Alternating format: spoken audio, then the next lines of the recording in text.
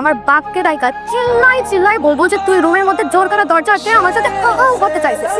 কি হলো তোমার সাথে করতে চাই না বলবো 100 বার বলবো। ওই যে চায়না পড়তে যাচ্ছি তো বাসায় খুঁজতেছি। কি আপনি চায়না পড়তে যাচ্ছেন? হ্যাঁ এই তো আগামী মাসে যাবো। ও তো কবে ফিরবেন? 2-3 বছরের আগে তো আসতে পারবো না, টিকেটের যে দাম। তাহলে 2-3 বছর আমার বাবা আমাকে বাসায় বসিয়ে রাখবে বিয়ের জন্য।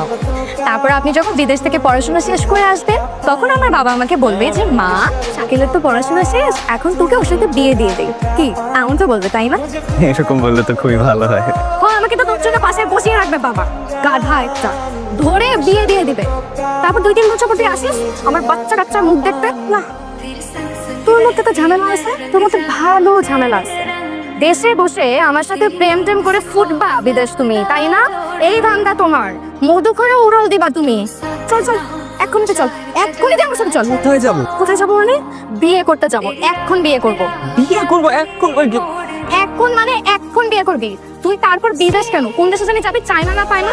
তো যেই দেশে ইচ্ছা সেই দেশে যাবি, আগে আমাকে বিয়ে করবি তারপর বিদেশ যাবি। চল। ফ্যামিলি ছাড়া বিয়ে এটা ফ্যামিলি নিয়ে তোমার এত টেনশন করতে হবে না। আমার মামা আর চাচা আসতেছে সাক্ষী হতে, তারা এসে তোর সাথে আমাকে ধরে বসে বিয়ে দিয়ে দেবে। চল এখনই চল। তাহলে আমরা মুভিটা ধরতে পারি। আল্লাহ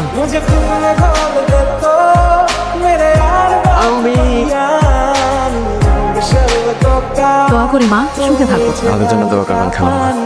দাওয়া দিলে দোয়া হবে বাবা। আমার মানে কিছু না, আপনার আমার সাথে এদিকে আসুন। তুমি এখানে চুপ করে বসে থাকা একদম